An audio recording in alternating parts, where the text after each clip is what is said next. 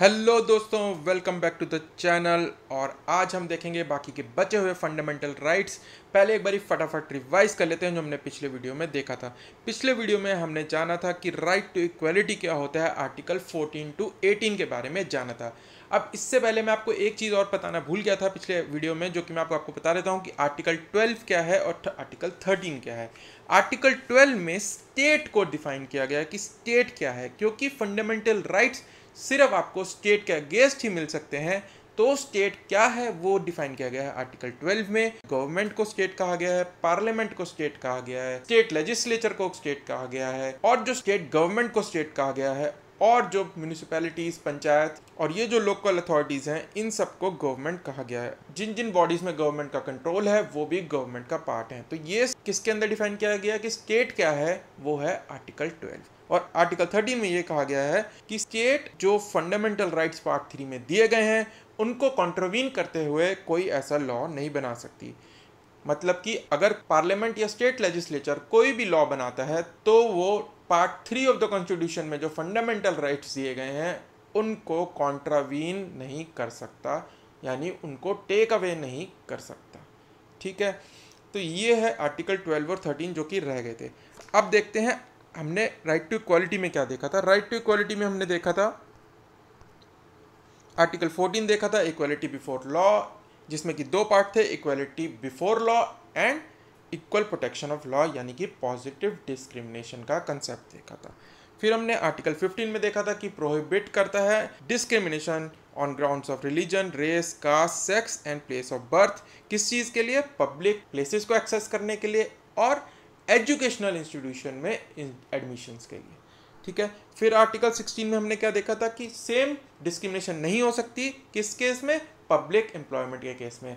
But इसमें भी positive discrimination का कंसेप्ट दिया हुआ है आर्टिकल 15 और 16 दोनों में, जिसमें कि रिजर्वेशंस दी गई हैं SC, STs एंड EWS को। फिर हमने पढ़ा था कि आर्टिकल 17 जो कि बहुत इंपॉर्टेंट है, जो कि अबॉलिश करता है अनटचेबिलिटी को, और इसके अंदर एक लॉ पास करा था पार्लियामेंट ने, अनटचेबिलिटी एक्ट 1955 या फिर prevention of civil rights act 1955। Lastly हमने देखा था एबॉलिशन ऑफ टाइटल्स, कि कोई भी सिटीजन इंडिया का टाइटल्स नहीं ले सकता एक्सेप्ट फॉर मिलिट्री और एकेडमिक टाइटल्स बाय यूनिवर्सिटीज। तो ये हमने लास्ट वीडियो में देखा था। तो आज हम दोस्तों जानेंगे राइट टू फ्रीडम के बारे में। राइट टू फ्रीडम जो कि लिबर्टी जो हमने प्रियम्बल में पढ़ा था उसको यहाँ पे डिफाइन करता है कि लिबर्टी के अंदर क्या क्या मिनिमम फ्रीडम्स दी जानी चाहिए इंडियन सिटीजन्स को, जो कि दी गई हैं इस आर्टिकल नंबर 19 के अंदर, डिटेल के अंदर। तो क्या क्या फ्रीडम्स है आर्टिकल 19 में वो देख लेते हैं। ऑल सिटीजन शैल हैव, सब सिटीजन को क्या मिलेगा? Freedom of speech and expression, बोलने की आज़ादी और अपना जो सोच है उसको एक्सप्रेस करने की आज़ादी दी जाएगी। ये सबसे ज़्यादा इंपॉर्टेंट है article 19A, freedom and speech. इसके पीछे बहुत ज़्यादा केसेस होते हैं, बहुत ज़्यादा कंट्रोवर्सीज क्रिएट होती हैं इस आर्टिकल के अंदर। अब दूसरा क्या है? To assemble peacefully without arms, हमें इकट्ठे होने की आज़ादी है कहीं पे भी विदाउट आर्म्स। फिर है to form associations and unions और कोऑपरेटिव सोसाइटीज़, ये हमें पार्ट C में दिया गया है। और D में क्या है सब क्लॉज में? To move freely throughout the territory of India, India के अंदर कहीं भी मूव करने की आज़ादी।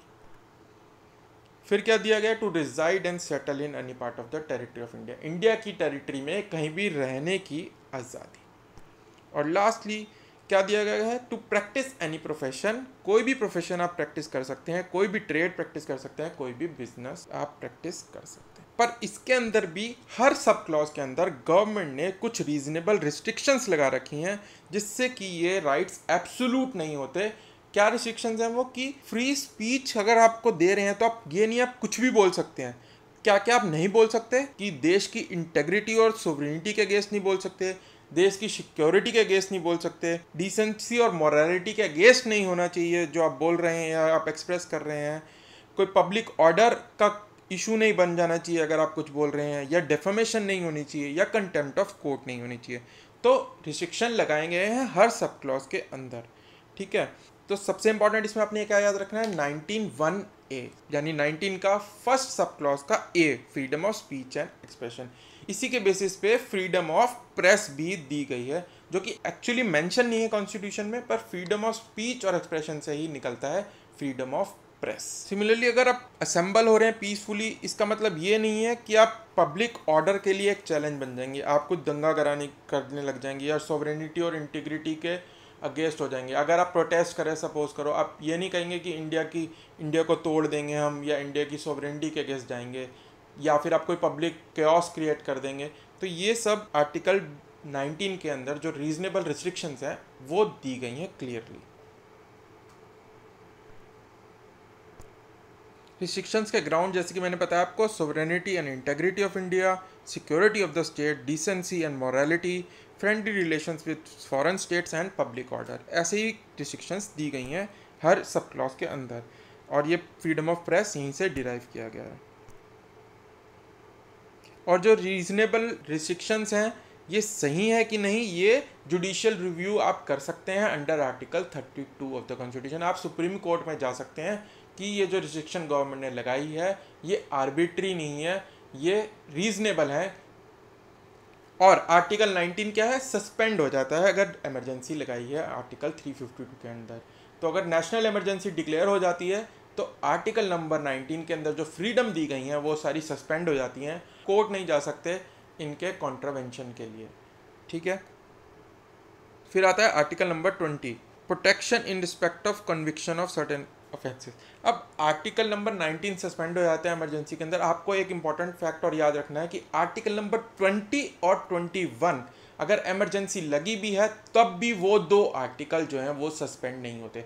तो ये क्वेश्चन आ सकते हैं कि कौन से दो आर्टिकल या आर्टिकल नंबर जो कि सस्पेंड नहीं होते इमरजेंसी के अंदर, जो कि फंडामेंटल राइट्स आपके सस्पेंड नहीं होते, वो है आर्टिकल 20 और 21। तो 20 में क्या दिया और 21 में क्या दिया, ये बहुत इंपॉर्टेंट है, स्पेशली 21 तो बहुत ही ज़्यादा इंपॉर्टेंट है। तो पहले 20 देखते हैं फिर 21 देखेंगे।